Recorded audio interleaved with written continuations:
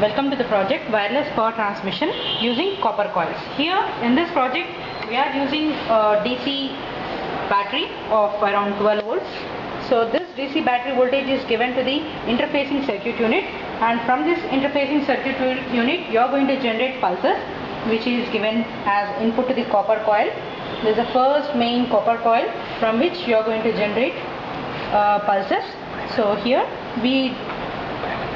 this is the primary coil, and from here you are going to generate around 150 kilohertz of frequency, and here this is the secondary coil, and from the secondary coil you are going to get the input to the devices like fan, light, etc. So just we'll see the output.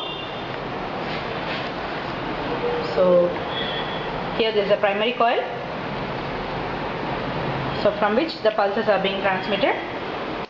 So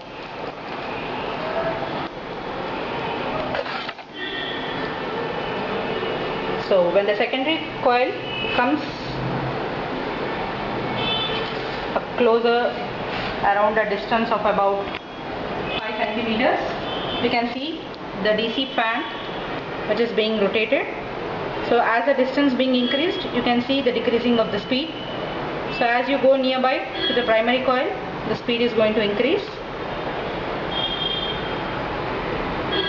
So clearly you can see this is a wireless communication, wireless transmission of power.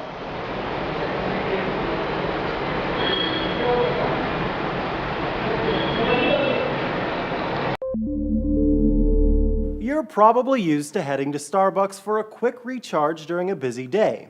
Well, now you can do the same thing for your smartphone. The coffee chain and Duracell are rolling out PowerMat wireless charging stations in San Francisco now, and next year to other major cities across the country. Starbucks is teaming up with Duracell PowerMat to install small circular charging pads directly into counters and tables at Starbucks and Teavana stores across the country. Don't have a phone that's compatible with the charging pads? No worries. CNET reports you can buy a tiny, inexpensive receiver ring that plugs into your phone and lets you place it onto the pad to charge. When you're out and about the city, you're running out of battery.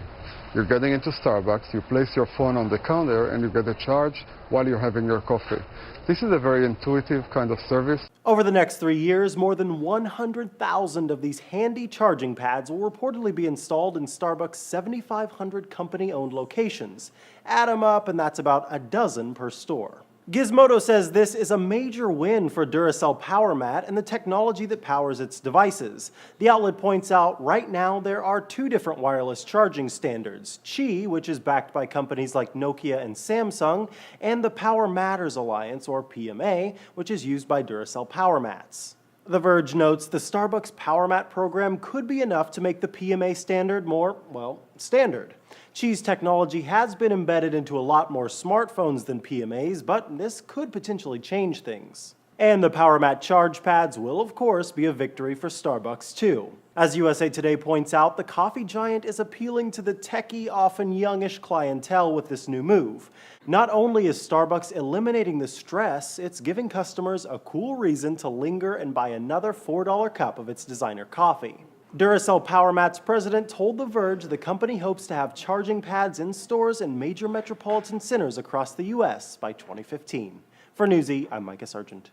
Moving on from music, there's another area in tech that is going through some changes. It's wireless charging and the ability to just charge your phone or your tablet by placing it on a charging surface instead of plugging it in.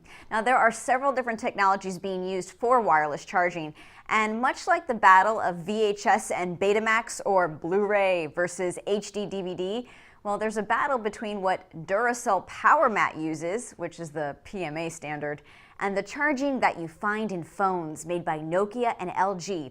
That's called Qi.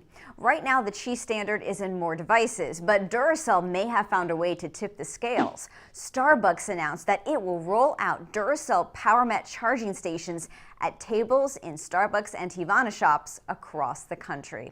The big challenge is having a phone that will work with these charging stations. You'd have to spend $20 or $30 on a special case or attachment to even use these wireless charging spots. So why did Starbucks side with Duracell? Because that charging technology can track customers. It tells how long you've been at a charging spot, and it can send coupons to your phone. Bye.